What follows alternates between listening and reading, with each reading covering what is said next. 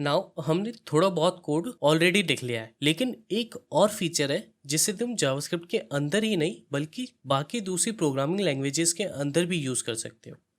और वो है कमेंट्स।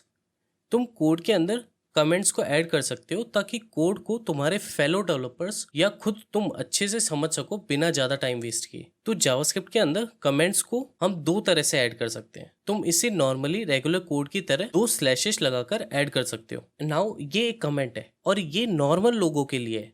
इसका कोड पर कोई भी इफेक्ट नहीं होगा। फॉर एग्जाम्पल, अगर तुम पेज को रिलोड करके भी देखोगे तो तुम्हें कोई भी एरर नहीं दिखेगा, क्योंकि ये कोड की तरह एग्जीक्यूट नहीं होता है, बल्कि ये तुम्हारे कोड के अंदर केवल कमेंट्स को ऐड करने का काम करता है, जिससे कि तुम्हारा कोड ज़्यादा अच्छे से समझ में आ सके। लेकिन अगर तुम्हारे पास ज़्यादा लंबा कमेंट है तो तुम उसे मल्टीपल लाइंस के अंदर भी स्प्लिट कर सकते हो। फॉर एग्जाम्पल, तुम यहाँ पर दूसरी लाइन पर वापस से दो स्लैशेस लगाकर न्यू कमेंट को ऐड कर सकते हो। लेकिन इसके अलावा तुम यहाँ पर ब्लॉक कमेंट भी यूज़ कर सकते हो। फॉर एग्जाम्पल, स्लैश और फिर स्टार। और जैसा कि तुम यहाँ पर देख रहे हो कि इसके बाद का सब कुछ ग्रीन कलर में कन्वर्ट हो गया है, क्योंकि ये सब अब एक कमेंट की तरह ट्रीट हो रहा है। तो अब ये भी कमेंट है और ये भी।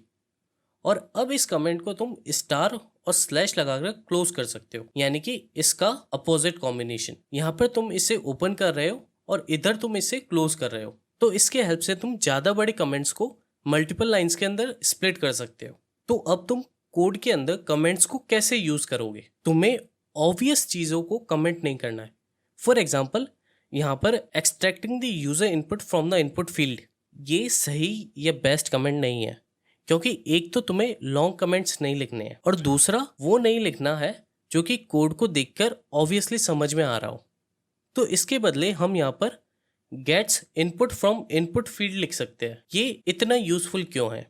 क्योंकि ये इसके अंदर एक्स्ट्रा कॉन्टेक्स्ट को ऐड कर रहा है, यानी कि ये डेटा इनपुट फील्ड से आ रहा है और इस कोड को देखकर ये ऑब्वियसली कोई नहीं बता सकता कि ये डेटा कहाँ से आ रहा है। तो हम यहाँ पर कुछ ऐसा ऐड कर सकते हैं जिससे कि कोड को समझना थोड़ा और इजी हो जाए और फालतू का टाइम भी वेस्ट ना हो। यहाँ पर हम लिख सकते हैं कि generates and display calculation log.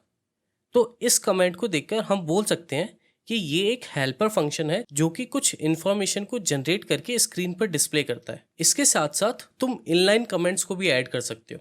For example, output result function के आगे तुम फ्रॉम वेंडर फाइल लिख सकते हो, जिससे कि ये क्लियर हो जाएगा कि ये फंक्शन इस फाइल के अंदर अवेलेबल नहीं है, बल्कि ये वेंडर फाइल के अंदर है।